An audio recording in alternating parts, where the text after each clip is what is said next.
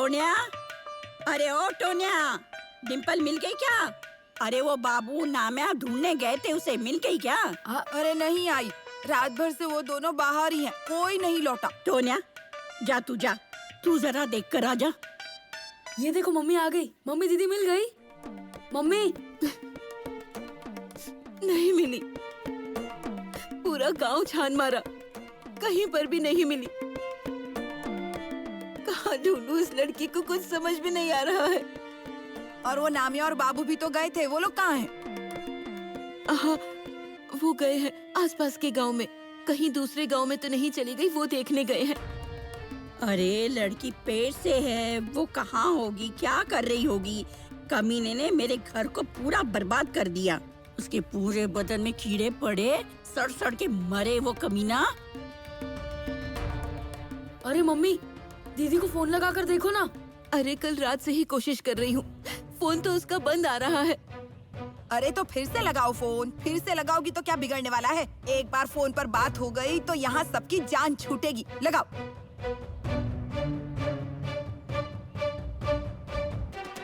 क्या हुआ, लग गया क्या फोन? अभी भी बंद ही आ रहा है। मंगल, मुझे एक शक हो रहा है, उस जमीन के सौदे के पैसे लेकर डिम्पल भाग तो नहीं गई होगी ना? नहीं दीदी, देखिए डिम्पल ऐसा कुछ भी नहीं करेगी, कुछ भी मत बोलिए। डिम्पल ने मुझे वचन दिया है कि वो कभी भी मेरा भरोसा नहीं तोड़ेगी। अरे मिल गई क्या डिम्पल? कहाँ है? कहीं दिखी क्या? हम दोनों सब जगह देखकर आए, हमें तो नहीं मिली। गांव के सभी लोगों से मैंने पूछा, किसी ने भी उसे नहीं देखा। बस स्टैंड पर गया, होटल पर गया, उसकी जितनी भी सहेलियां है ना, मैंने उनसे पूछा, लेकिन उन्हें भी नहीं पता। मैं कह ही रही थी कि इस डिम्पल के लक्षण मुझे कुछ ठीक नहीं लगते। वाड़े की मरम्मत के लिए जब उसने पैसे दिए थे ना, तभी मैंने कहा था कि पूछो इससे ये पैसे कहाँ से आए, लेकिन नहीं, मेरी बात किसी ने नहीं सुनी। अब वो जरूर वो सारे पैसे लेकर भाग गई होगी। मंगल, हमसे गलती हुई है, तभी उससे पूछना चाहिए था, वरना ये नौबत ही नहीं आती। अरे नदी सूख जाने के बाद सोचने से कुछ नहीं होता, पानी वापस नहीं आता। अब वो कहाँ मिलेगी, कहाँ हो सकती है, इस बारे में सोचो। मुझे लगता है ना, हमें पुलिस स्टेशन जाना चाहिए। शायद डर के वो कहीं चली गई होगी। हम जामकर साहब को बताते, वो उसे ढूंढ ही लेंगे। नहीं, उस आदमी की वजह से ही ये सब कुछ हुआ है। उसी ने मेरे घर की ऐसी हालत करी है। अरे उसने कुछ नहीं किया है, तुम लोगों ने किया है, उस कमीने के झांसे में आकर। नाम्या कह रहा है ना, वो ठीक है। तुम लोग इंस्पेक्टर के पास जाओ, वही अब सब कुछ ठीक करके देगा। मंगल, नामिया ठीक बोल रहा है। नामिया, चलो हम पुलिस स्टेशन चलते हैं। बाबू, बाबू, बाबू, डिम्पल। भैया डिम्पल मिल गई क्या? मुझे बताइए ना, कहाँ है वो? डिम्पल को पुलिस वालों ने कल रात को ही गिरफ्तार कर लिया।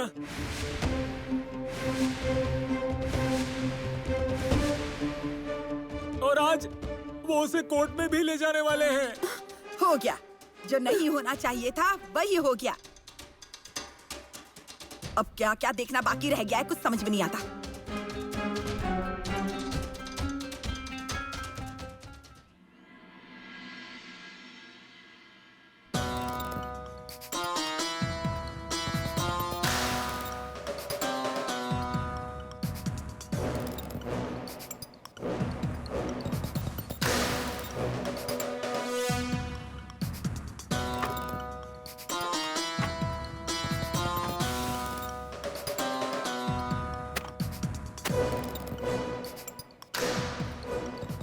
अपने हाथों से पैरों पर कुल्हाड़ी मारी है तुमने।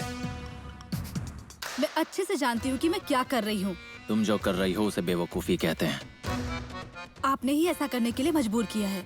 चुपचाप आपने बता दिया होता ना कि पैसे कहाँ रखे हैं, तो आज ये नौबत नहीं आती। चलिए, मैं आज आपका साथ दूंगी, लेकिन क्या गारंटी है कि आप मुझे और मेरे होने वाले बच्चे को छोड़कर नहीं जाएंगे? मैं आपका भरोसा कैसे करूं? आपके जाने के बाद मेरा और मेरे बच्चे का क्या होगा? कभी सोचा है आपने इसके बारे में? नहीं ना? तो मैं भी क्यों सोचूं आपके बारे में? मैं नहीं चाहती कि मेरा बच्चा जेल के अंदर पैदा हो। उसकी जिंदगी खराब नहीं करनी है मुझे। तुम्हें क्या लगता है तुम ये जो सब कर रही हो इससे ये लोग तुम्हें छोड़ देंगे? ये तुम्हारे भोलेपन का फायदा उठा रहे हैं। एक बात याद रखना, अगर मुझे कुछ हुआ ना तो तुम भी नहीं बचोगी। डिम्पल कपड़िया, आप बिल्कुल चिंता मत करना। इंस्पेक्टर मारतंड जामकर तुम्हारे साथ है। इनके झांसे में तो कभी भी मत आना, बहुत महंगा पड़ेगा तुम्हें। उसकी फिक्र आप मत करना।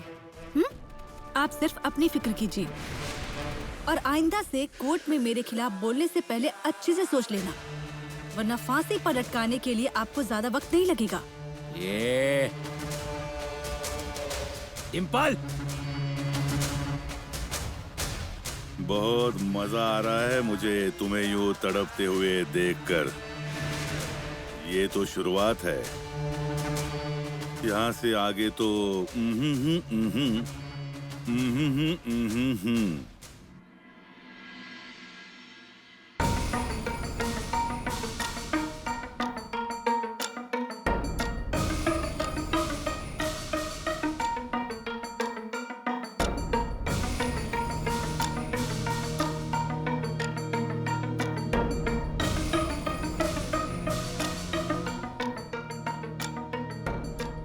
साइलेंस, जज साहब आ रहे हैं।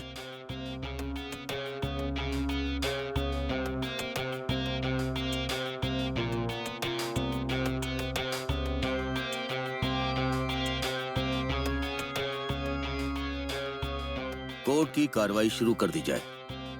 जज साहब, ये डिम्पल उर्फ सागरिका पाटिल मुलजिम देवी सिंह की ये पत्नी है। नटवर की नटवर। जज साहब, ये मेरी बीवी है। हाँ, एक ही है। जज साहब, ये भी मुलजिम के साथ हर अपराध में शामिल थी, लेकिन अब सरकारी गवाह बनने के लिए राजी हो गई है।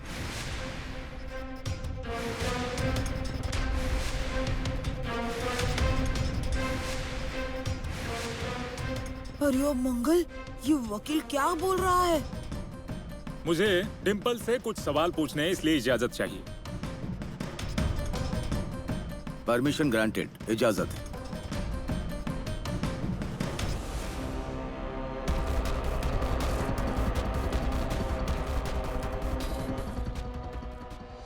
डिम्पल उर्फ सागरिका पाटिल, आप मुलजिम को कैसे जानती हैं? कैसे जानती हूँ मतलब? पहला दवाखाना इन्होंने हमारे वाड़े में ही शुरू किया था।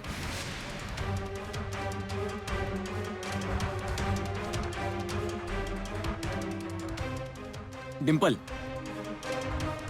वो तुम्हें मेरे बारे में पूछ रहे हैं। तुम डॉक्टर अजीत कुमार देव के बारे में बता रही हो। जज साहब, मुलजिम को ये हिदायत दी जाए कि वो बीच में ना बोले और गवाह को गुमराह ना करे। देखिए, जब आपको बोलने का मौका दिया जाएगा तभी आप बोलिए। प्लीज बीच बीच में मत बोलिए, समझ गए? थैंक यू जज साहब। डिम्पल, आपका पति आखिर काम क्या करता था? डॉक्टर थे, पहले दवाखाना चलाते थे।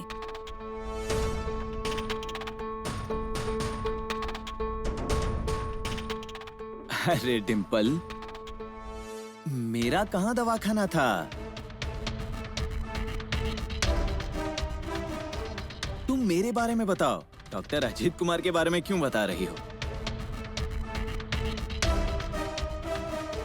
अब आप हद से बाहर जा रहे हैं। ये कोर्ट की तौहीन है। आपको जब बोलने का मौका दिया जाए तभी आप बोलेंगे, समझ गए? थैंक यू जज साहब। डिम्पल, वो सोनू की जमीन आपके नाम पर कैसे? अगर कल जाकर मधु और सोनू को कुछ हो गया, कोई ऊंच नीच हो गई, तो याद रखना सबसे पहला शक तुम पर आएगा। क्योंकि यह जमीन का मामला पहले ही पुलिस स्टेशन में पहुंच चुका है। पुलिस को पहले ही तुम पर शक होगा, फिर वो तुम्हें गिरफ्तार करेंगे। मेरा मतलब, जब ये सौदा हुआ था उस समय आपके बैंक अकाउंट में सिर्फ 4000 रुपए थे।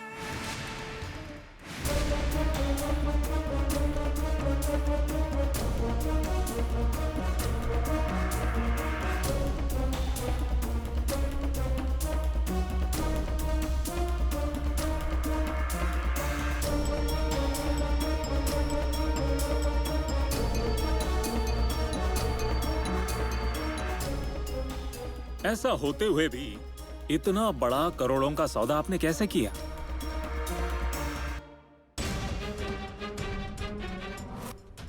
वो जमीन मैंने नहीं, डॉक्टर ने खरीदी थी।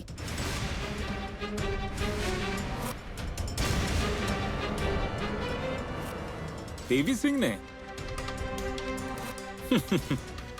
ठीक है, आप बताइए आपके पास इतने पैसे कहां से आए? देखिए जज साहब, इससे मेरा कोई ताल्लुक नहीं है। इसने मुझे ये सब करने को कहा था और मैंने किया। अब इसके पास इतने पैसे कहां से आ गए ये मैं भी नहीं जानता।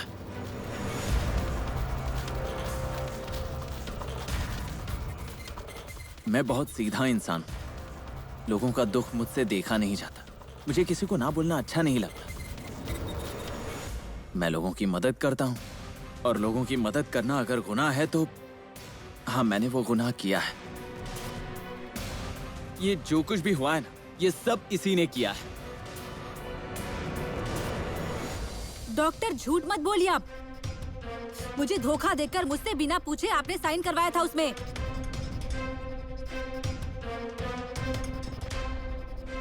जज साहब, ये इतनी छोटी नहीं है कि मैंने कह दिया कि साइन करो और उसने तुरंत कर भी दी। देखिए, ये बहुत चालाक है। पैसों के लिए किसी भी हद तक जा सकती है।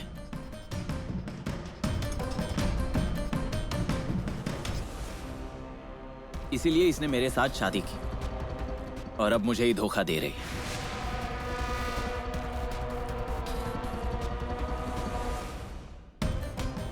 अरे ओ मंगल, ये डॉक्टर क्या बड़बड़ कर रहा है? मेरा तो दिमाग बिल्कुल नहीं चल रहा है, जैसे दिमाग सुन हो गया हो मेरा। डॉक्टर, कितना झूठ बोल रहे हैं आप। अब तक आपने क्या क्या किया है ये सब बता दूं क्या इन्हें? आपने देखा जज साहब, भरे कोर्ट में मुझे ब्लैकमेल किया जा रहा है। पैसों के लिए सारी हदें पार करने के लिए तैयार है ये लड़की। तैयार नहीं बल्कि कर दी।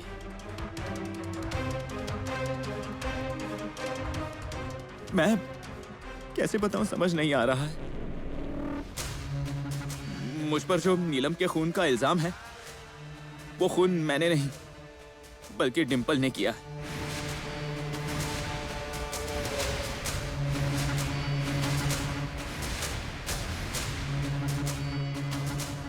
अगर आपको ये झूठ लग रहा है तो इसी से पूछिए। अरे डॉक्टर, ये क्या बोल रहे हैं आप? आपकी बीवी है, कैसे इल्जाम लगा रहे हैं आप? अपनी डिंपल है वो।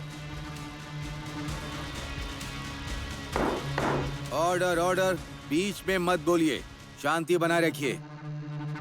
जज साहब, इस डिंपल ने नीलम को बाथरूम के टब में अपने हाथों से डुबाकर मार डाला।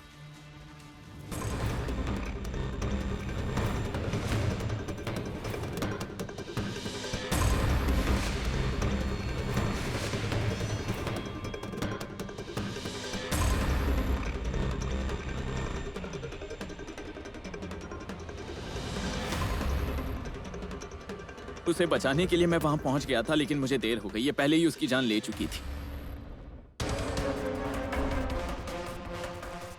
मेरे सामने उसकी लाश पड़ी हुई थी। वो याद आते ही आज भी डर लगता है। जज साहब, एक बात मेरी समझ में नहीं आती। कोई इंसान अपने हाथों से कैसे किसी की जान ले सकता है? अरे ओ मंगल, इस डॉक्टर के चक्कर में फंसकर तेरी बेटी खून वून भी करेगी ऐसा सोचा नहीं था मैंने। अरे तेरी बेटी खूनी हो गई है, खूनी, अब फांसी हो जाएगी उसे। मंगल, मंगल, अरे हे भगवान, इन्हें बाहर ले जाइए। लगता है इन्हें चक्कर आ गया है।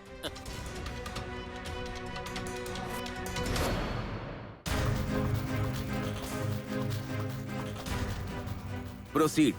डॉक्टर, मेरी मम्मी को अगर कुछ हो गया ना तो छोड़ूंगी नहीं मैं आपको। ज्यादा भोले होने का नाटक मत कीजिए। अब तक आपने कम से कम 40 खून किए होंगे।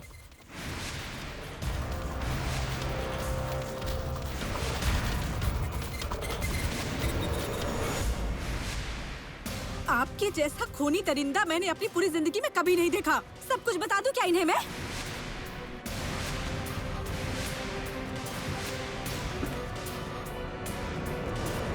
क्या बोल रही हो तुम डिम्पल? कैसे खून?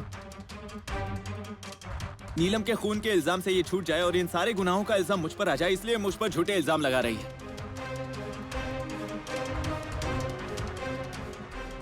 ये एक बहुत ही चरित्रहीन औरत है। पैसों के लिए कुछ भी करने को तैयार है ये।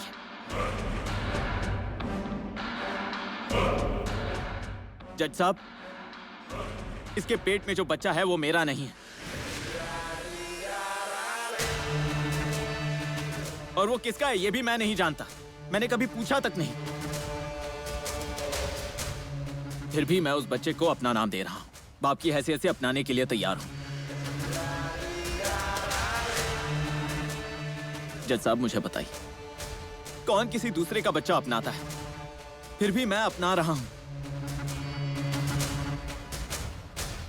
और फिर भी ये औरत मुझ पर ऐसे गंदे इल्जाम लगा रही है। अब पूछिए ना इसे, पूछिए इससे कि ये बच्चा किसका है, पूछिए।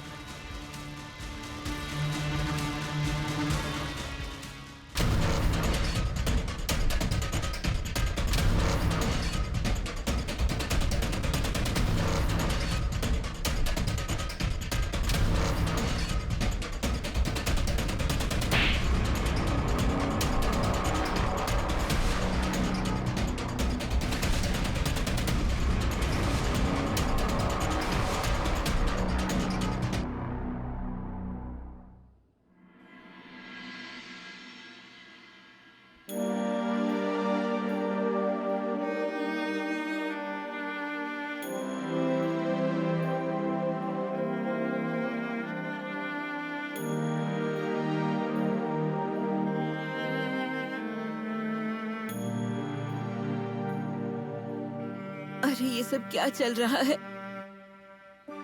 डिम्पल ऐसा कुछ करेगी, इस पर मेरा विश्वास ही नहीं हो रहा है। पैसों के लिए किसी का खून किया है उसने? सुनिए, हमसे क्या गलती हो गई? ऐसी कौन सी कमी रह गई मेरी परवरिश में? तुम ऐसी बात मत करो। तुमसे जो हो सका वो सब किया है तुमने। सच कहूं तो गलती हम सब ने की। मुझसे भी गलती हुई।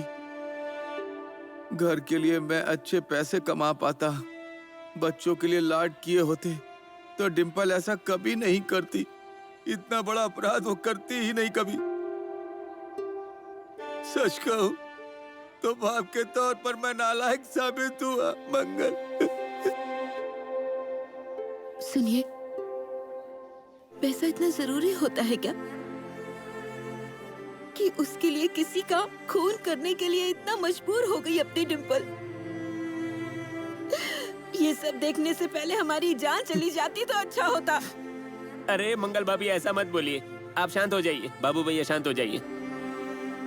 अरे ये सब डॉक्टर के कारण ही हुआ है। उसी ने मजबूर किया होगा डिम्पल को ये सब करने के लिए। देखा ना डिम्पल के चरित्र के बारे में क्या कह रहा था। हे भगवान, अब आई के सामने क्या मुंह लेकर जाऊंगी मैं? वो इतना चिल्ला चिल्ला कर बता रही थी, लेकिन मैंने कभी नहीं सुना। जिन्हें हम लोग भगवान का अवतार समझते थे, वो असलियत में इतना बड़ा हैवान है। ये कभी हम समझ क्यों नहीं पाए?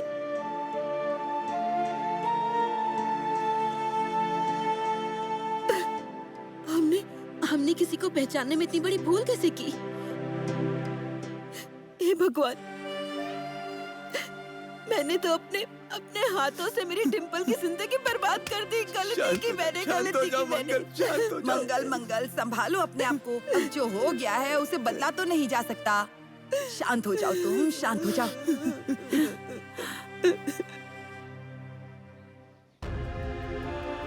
बहुत गरीबी में दिन गुजारे हैं हमने साहब। हमारा वाड़ा सिर्फ दिखने में बड़ा है, लेकिन घर में खाने के लाले हैं। हमारे दादा ने, परदादा ने जमीनें बेची, ऐशो आराम के लिए कर्जा भी लिया, और वो कर्जा चुकाने में मेरे पापा की पूरी जिंदगी गुजर गई। दरवाजे पर रोज लोग आते थे पैसे मांगने के लिए। ये देखकर बहुत तकलीफ होती थी। हम सब मुंह छुपाकर बैठ जाते थे। मम्मी पापा की हालत मुझसे देखी नहीं जाती थी साहब।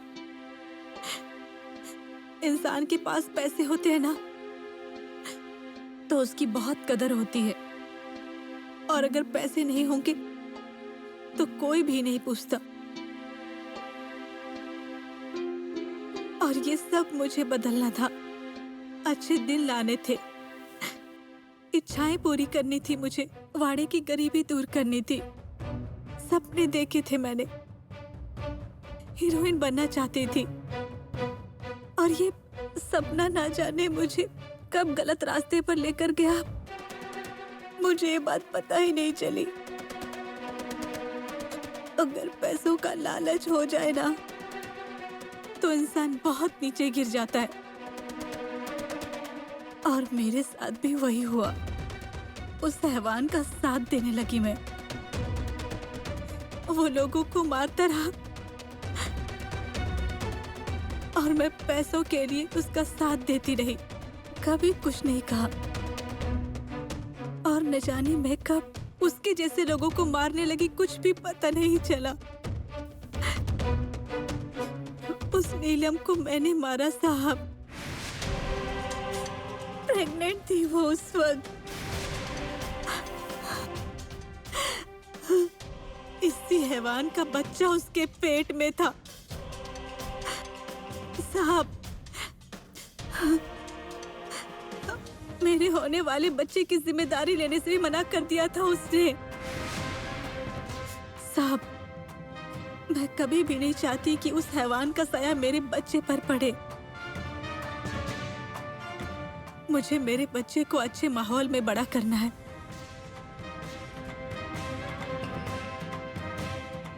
तुम्हें लगता है तुम्हारे बच्चे को जेल में अच्छा माहौल मिलेगा? लेकिन अच्छा मौका मिला है तुम्हें। अच्छा काम करना होगा। उस डॉक्टर को फांसी तक पहुंचाना होगा, तो पुलिस की मदद करो, सरकारी गवाह बन जाओ। ये सब होने के बाद तुम तुम्हारे घर वालों की नजरों से उतर गई हो। अब सिर्फ तुम अपने बच्चे की नजर से मत उतर जाना। इसके बारे में सोचो, ये अच्छा मौका है।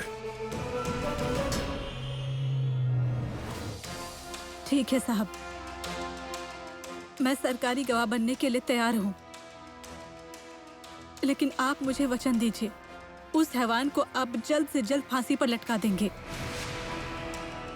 साहब, मेरे पास सबूत है, एक ऐसा सबूत जिसमें उस हैवान ने सारी अपनी गलतियां कबूल की है।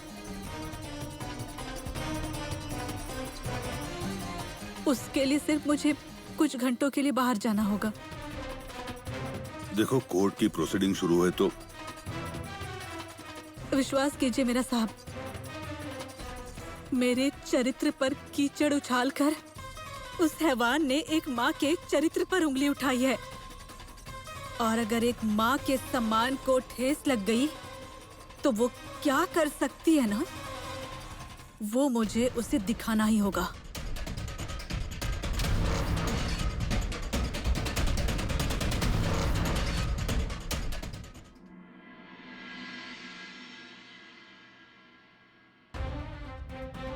डिम्पल, रुक! एक कदम भी आगे मत बढ़ाना। इस घर के सारे लोग तेरे लिए मर गए हैं और हमारे लिए तू भी। सही कह रही हो, मैं मर जाने के ही लायक हूँ। पता नहीं इससे पहले मेरी जान क्यों नहीं चली गई। अरे डिम्पल, ये क्या बोल रही है तू? क्या गलत बात बोल रही हूँ मैं पापा? कल कोर्ट में आने के बाद जब आपको सब सच मालूम हो जाएगा, उसके बाद आप लोग मुझसे बात नहीं करेंगे, ये बात मैं जानती हूँ। डॉक्टर के खिलाफ मेरे पास कुछ ठोस और अहम सबूत हैं। उसी को लेने के लिए मैं यहाँ आई हूँ।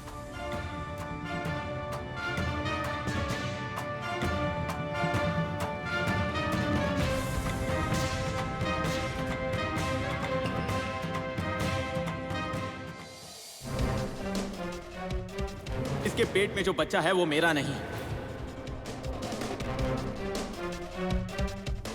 और वो किसका है ये भी मैं नहीं जानता। मैंने कभी पूछा तक नहीं।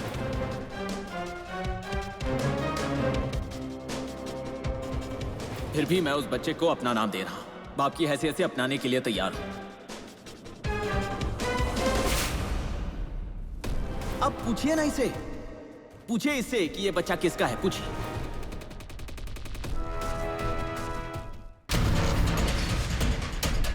कोई मेरा ईगो हट करे, ये मुझसे बर्दाश्त नहीं होता। तुम्हारे साथ तुम्हारे बच्चे को मारने के लिए भी वक्त नहीं लगेगा। इंस्पेक्टर, अरे मुझे हमेशा से ही तुम पर भरोसा था। मुझे यकीन था कि एक ना एक दिन तुम उस कमीने को जरूर पकड़ लोगे, लेकिन मुझे नहीं लगा था कि मेरी डिम्पल इसमें फंस जाएगी। सच में उसने कोई गलत काम किया है क्या? अरे बहुत भोली है मेरी डिम्पल, उसे मत इसमें फंसाओ। चाहो तो मैं तुम्हारे आगे हाथ जोड़ती हूँ। वो कोर्ट का काम है, मैं तो बस अपनी पुलिस की ड्यूटी कर रहा हूं। लेकिन वो पुलिस की मदद कर रही है, कानून की मदद कर रही है। उसका जरूर उसे फायदा होगा, इसका यकीन दिलाता हूं मैं।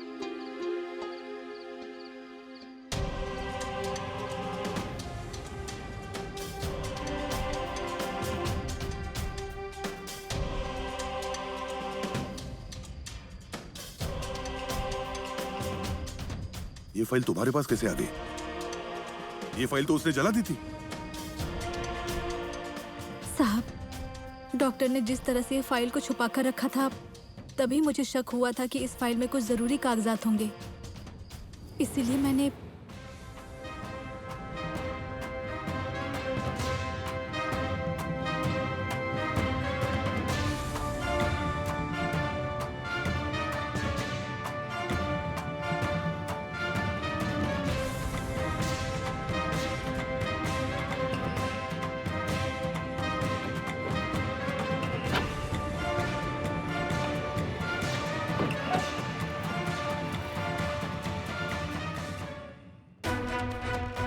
आखिरकार कौन सी फाइल है ये? जरूर कुछ ना कुछ तो गड़बड़ है।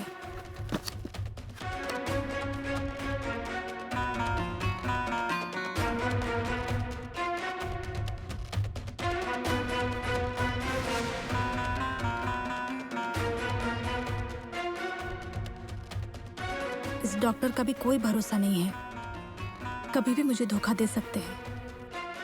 वैसे भी मेरे और मेरे बच्चे की जान के पीछे पड़े हैं। उन्होंने अगर मुझे धोखा देने की कोशिश की ना, तो ये सबूत उन्हें फंसाने में काम आएगा और उन्हें ब्लैकमेल भी कर सकती हूँ मैं।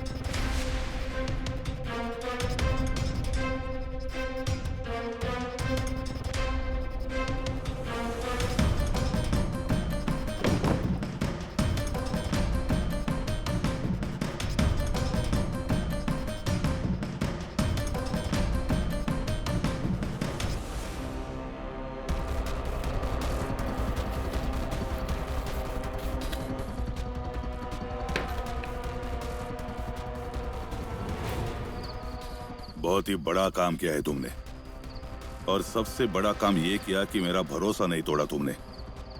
अब मैं भी मेरा वादा निभाऊंगा।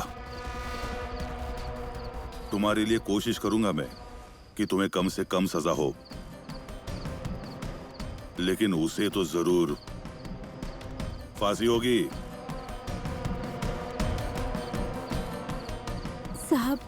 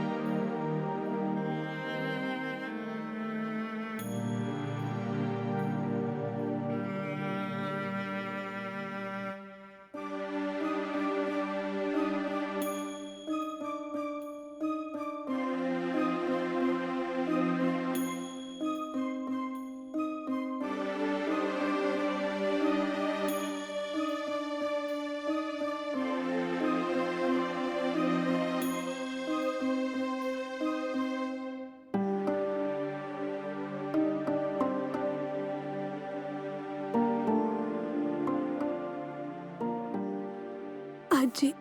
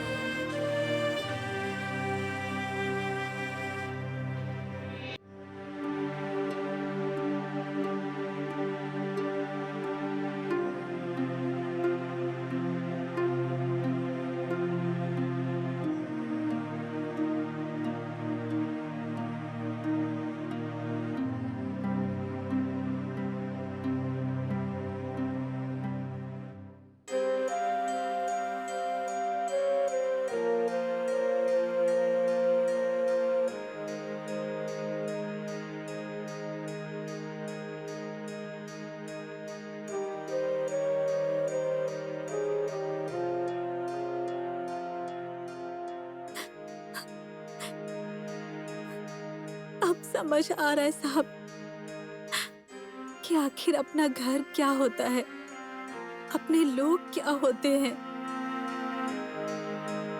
और इसी वाड़े में मैं पली बड़ी हूँ, खेली हूँ, कूदी हूँ, बड़े बड़े सपने देखे थे मैंने। अपनी जिद पूरी करवाई, अपने लाड करवाए मैंने। घर वालों ने भी मुझे बहुत प्यार दिया। कभी गलत रास्ते पर ना जाऊं, इसलिए अच्छे संस्कार देने की भी कोशिश की उन्होंने। मेरी मम्मी ने भी कभी नहीं जताया कि वो मेरी सौतेली मम्मी है। बहुत प्यार करती थी मुझसे। और मेरे पापा बहुत अच्छे इंसान है वो। कभी उन्होंने हाथ भी नहीं उठाया मुझ पर, कभी कुछ भी नहीं कहा। घर की देखभाल भी नहीं कर पाते थे ना वो। उन पर बहुत कर्जा था, लेकिन कभी पीछे नहीं हटे। लड़ते रहे मेरे पापा। खुद के लिए भी कभी कुछ भी नहीं किया उन्होंने, लेकिन मेरे लिए मुझे कुछ भी चाहिए होता था ना कहीं से पैसे इकट्ठा करते थे और वो चीज ला कर देते थे। बहुत अच्छे इंसान है मेरे पापा। और मेरी अज्जी नारियल है वो, बाहर से एकदम सख्त बातें करेंगी। इस वाड़े को किसी की नजर न लगे इसीलिए ऐसे बातें करती है वो। लेकिन वो बहुत प्यारी हैं, बहुत प्यार करती हैं।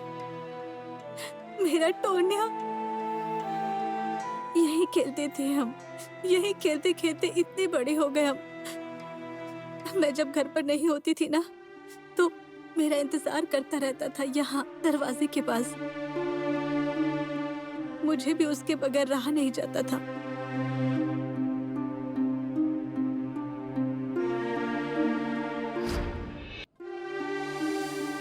लेकिन आज मेरे घर वालों ने मुझसे बात तक नहीं की, मेरी तरफ देखा तक नहीं। मेरी एक गलती की वजह से आज मैंने अपने घर वालों को खो दिया साहब। बहुत बुरा लग रहा है मुझे।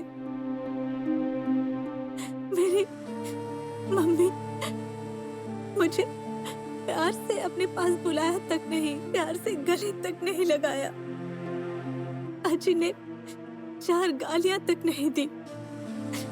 टोनिया ने तो मुझे रोका भी नहीं, और मेरे पापा ने भी नहीं कहा कि डिम्पल तुमसे गलती हो गई, तुम्हें ऐसा नहीं करना चाहिए था बेटा। साहब, आज किसी ने भी नहीं रोका मुझे। मेरी एक गलती की वजह से मैंने अपने लोगों को खो दिया है। आज मैंने डॉक्टर की मदद की ना, उसका बहुत पछतावा हो रहा है मुझे। मैंने क्यों किया ये सब, मुझे खुद ही समझ नहीं आ रहा। तुम्हें अपनी गलती का एहसास हो गया अब, ये बहुत ही अच्छी बात है। और तुम अब पुलिस की मदद कर रही हो, कानून की मदद कर रही हो। घर वालों को सुकून मिलेगा। उनके मन में तुम्हारे लिए जो गुस्सा है वो अब थोड़ा कम हो जाएगा। साहब, अगर ऐसा हुआ तो बहुत अच्छा होगा, पर मैं मेरे अपने घर वालों से नजर नहीं मिला पाऊंगी पहले की तरह। उनकी नजरों से गिर चुकी हूँ अब मैं। और ये जिस इंसान की वजह से हुआ है ना, आप उसे फांसी पर लटका दीजिए। मैंने आपको सबूत दे दिए हैं साहब, और वो अगर कम पड़ रहे हैं ना, तो मेरे पास और भी सबूत हैं। मेरे मोबाइल में है वो।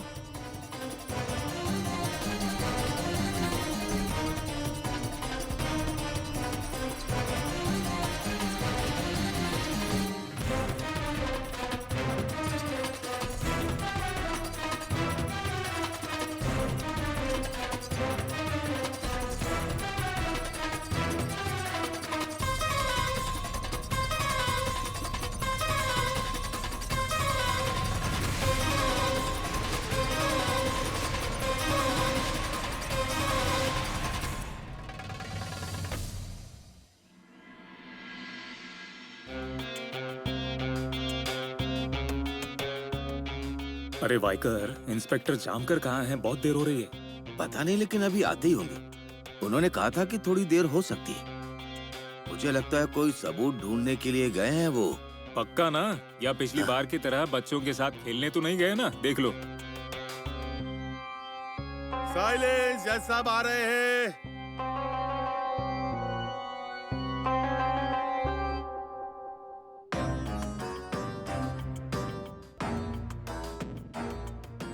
कोर्ट की कार्रवाई शुरू की जाए।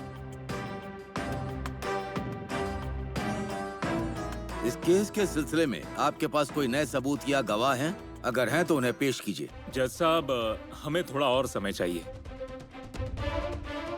क्या चल क्या रहा है आप लोगों का? आपको इसके पहले भी काफी समय दिया है, तब आपने क्या किया?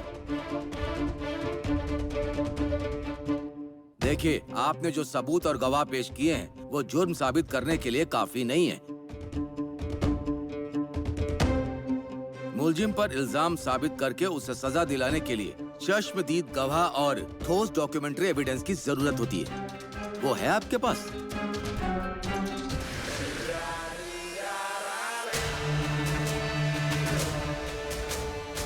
ये जामकर साहब कहाँ रह गए हैं? अभी तक आए क्यों नहीं है वो?